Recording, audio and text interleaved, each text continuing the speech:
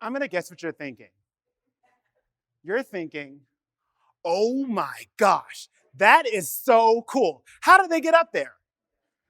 Or you're thinking, oh my gosh, that is so scary. I hope they don't fall. Raise your hand if I got it right. Let me share how I got up here. Once, while training in a park, I came across a group of kids on a field trip. Like most 8-year-olds, these kids had more to say about the way that I looked than the fact that I was literally on stilts. Only girls can have long hair. Why are your nails painted with rainbows? So I asked, do they look good? They all said yes. So I said, well, that's all that matters then.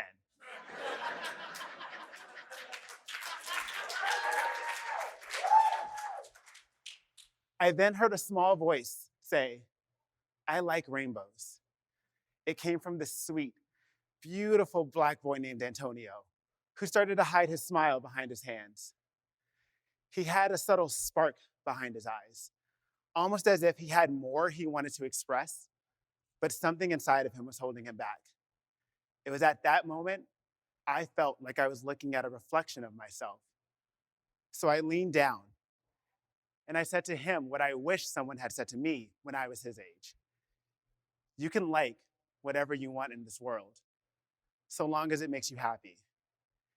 And he looked up at me with those bright eyes and said, okay. And he ran off to join the other kids. Now, I doubt that moment meant much to Antonio, but it made me reflect on a responsibility that we all share. I've been walking on stilts for 15 years, and I regularly go for strolls around my neighborhood. When I'm on my stilts, I've got this confident swagger and this smooth grace to my movement. It's like I'm literally walking on air. People will stop me and say, oh my gosh, I could never do that. And I always say, oh my gosh, yes, you can. But I don't think they understand what I'm really talking about. I'm not just walking on stilts. I'm living my best life 3 feet off of the ground. These wooden sticks are connecting me with my authentic self. Now, it may not look like it, but there are a lot of parallels between stilt walking and being authentic. When done right, both make you feel like you're on top of the world. In fact, my first time on stilts reminds me a lot of my coming out journey. And in both scenarios, all I can think of were the things that could go wrong. With stilt walking, I was afraid that I would fall and hurt myself. With coming out, I was afraid of being judged, losing my friends, disappointing my family, the ultimate fall from grace. With stilt walking, I didn't want to fail at something that I'd never done before. How crazy is that? I was afraid to fail at something that I'd never done before. That's like a baby deciding that it's going to crawl for the rest of its life because it doesn't want to try to walk. That same fear of the unknown is the reason why I hid my truth for so long. I had no guarantees of what would happen if I shared it. That's when I understood that, like stilt walking, living authentically takes courage. I went looking for that courage, and I found it in the support of others. Some close friends and one very understanding aunt, shout out to Sherry, met me with empathy and promised to protect me from any potential harm and assured me that it is okay to be myself. I think of them like the safety gear that I wear while stilt walking. Nothing and nobody can really hurt me as long as I have them to depend on. Now, I've had my share of stumbles, both on stilts and in life. But whenever somebody asks, are you afraid? I say, of course. But I never let that stop me from standing up. Because I now know that with the proper protection, we can take bigger risks to be truly seen and stand tall as we are.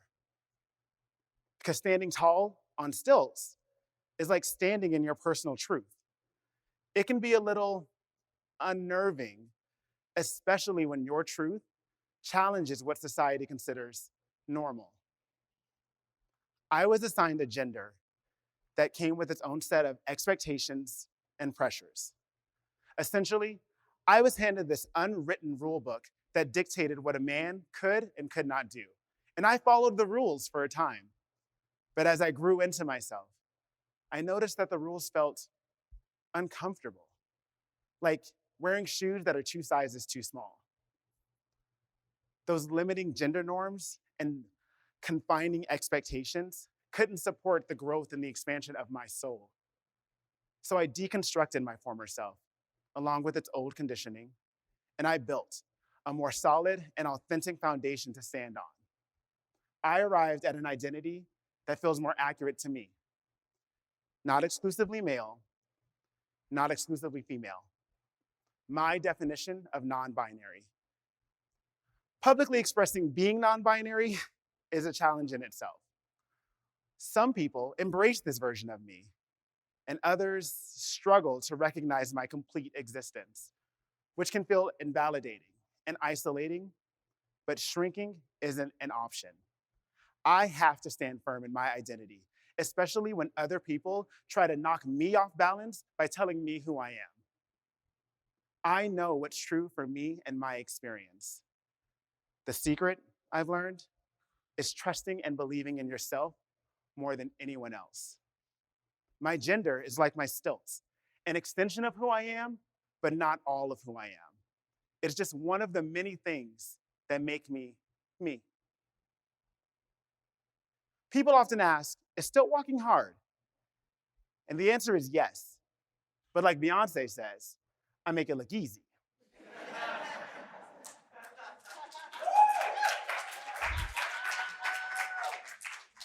But it's hard. It's hard to build and maintain strength and stamina while dealing with sore legs, stiff knees, and a tight lower back. It's also hard to feel like your every move is on display, and it seems like everyone is just watching you, waiting for you to slip up.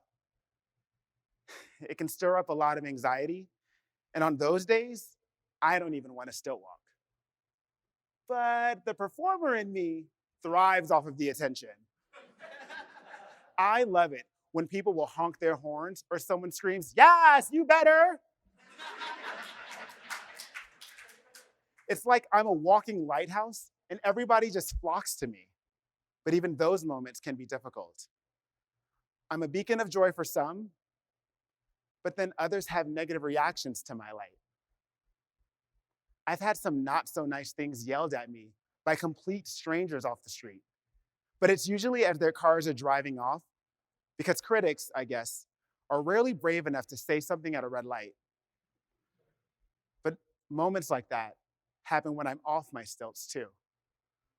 I'll receive a disapproving eye roll, or I'll hear something being whispered about the way that I'm dressed or behaving in public. Now, in the past, those moments would trigger people-pleasing behavior because I believed I needed everybody's approval. I would shrink my energy, take up less space, make them feel more comfortable.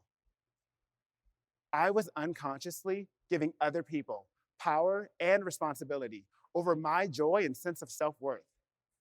That's like handing my stilts over to somebody else and letting them decide when I get to stand up. Living that way left me anxious, depressed, disconnected from myself. But I've taken back my stilts. I've taken back my power from my family, my bosses, random strangers, and I put myself on that pedestal, and I stopped apologizing for existing. That's what gives me the strength and the stamina to rise up and proudly exist in a world where one of my identities is under daily attack. People will look at me and they see 9 feet of confidence, but they don't see the internal work I've done to get there. And that is perfectly all right, because my traumas and resilience does not have to be a catalyst for anyone's growth.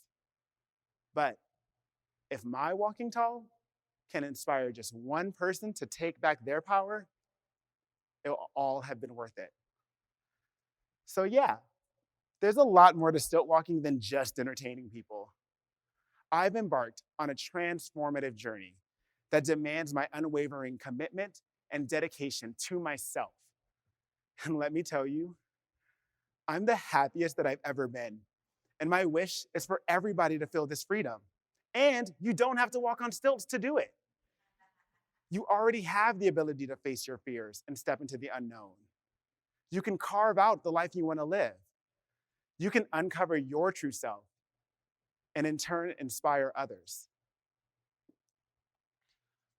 Black non-binary author George M. Johnson writes, "You sometimes don't know that you exist until you realize that somebody like you existed before."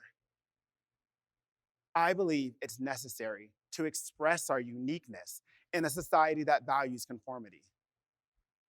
So I invite you to stand tall as your authentic selves, starting right now.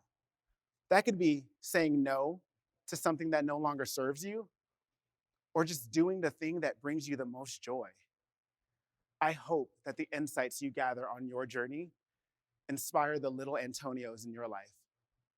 Because the future of our communities needs somebody to look up to. What example are you leaving them with? One last thing. When the haters try to bring you down, remember, they're just mad that they're not on your level.